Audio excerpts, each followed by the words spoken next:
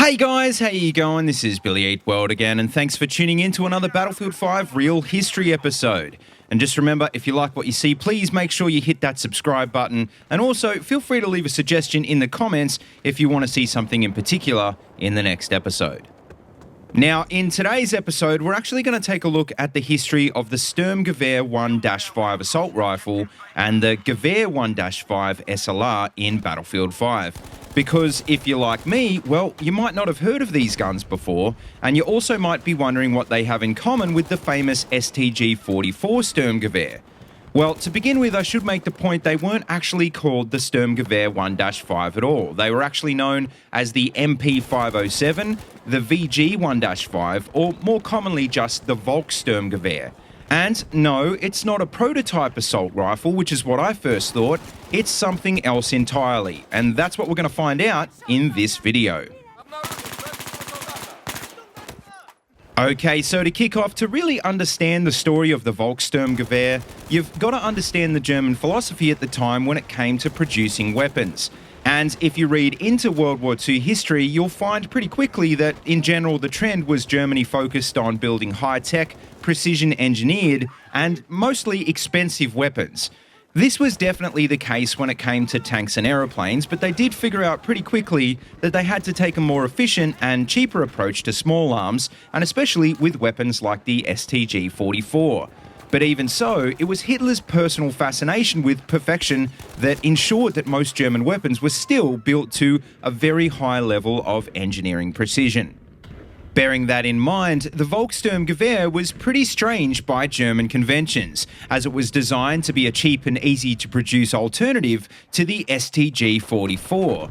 Because at the time of its production at the start of 1945, Germany's industrial capacity was being bombed into oblivion, and the Allies were advancing into German territory. At this time, localised militia units of old men and boys, known as the Volkssturm, were being conscripted as a last-ditch effort to defend German cities and towns. And, well, as they weren't originally intended to be frontline units, in a program called the Primitive Weapons Program, it was planned to arm these units with very basic weapons like the Volkssturmgewehr.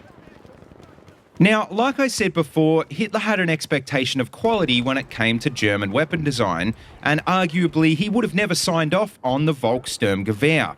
But funnily enough, just like what happened with the original Sturmgewehr, the Volkssturmgewehr was actually produced in secret without his knowledge, or even with the consent of the German Wehrmacht itself.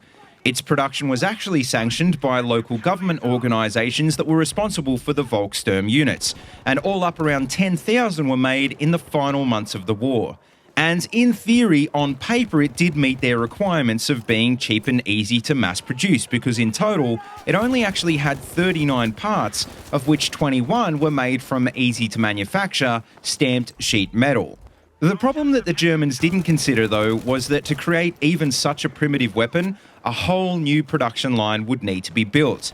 And so, although in theory the Volkssturmgewehr was simpler and cheaper than the STG-44, it was never produced for long enough to actually make it worthwhile.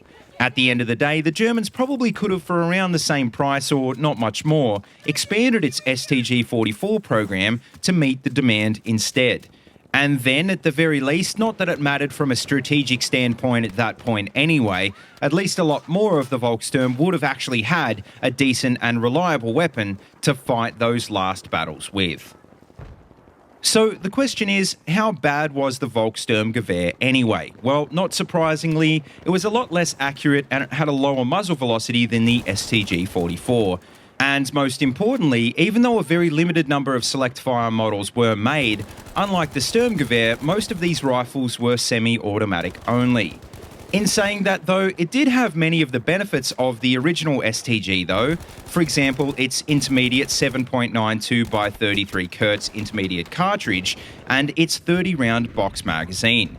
But that's honestly about where the similarities end though, because it also featured a very crude wooden stock and terrible sights, which apparently made aiming very difficult at best. But anyway, to finish up, it's not like the Volkssturmgewehr was Germany's arms industry's first or even its worst mistake. In fact, if you read into the history, you'll see that even venerated weapons like the Tiger tanks or the V1 and V2 flying bombs were realistically much bigger failures from an economic standpoint. I think what stands out for me, though, is like I hinted at before, in hindsight, yes, German weapons are often criticised for being uneconomical or unreliable. But very rarely, particularly in the late war period, are they criticised for being technologically or tactically inferior, and it seems like the Volkssturmgewehr, unfortunately, was so bad it managed to tick all of those boxes. But anyway, guys, I guess that just about wraps up this video, so make sure you let me know before you go what you think of the Volkssturmgewehr in the comment section below. And also, like I mentioned before, now that the game's out, if you've got any suggestions for real history episodes you'd like to see on this channel in the future, please let me know that down below as well. As always, though, don't forget to like, comment, and subscribe, and please feel free to check out the links in the description if you want to see any more of these videos.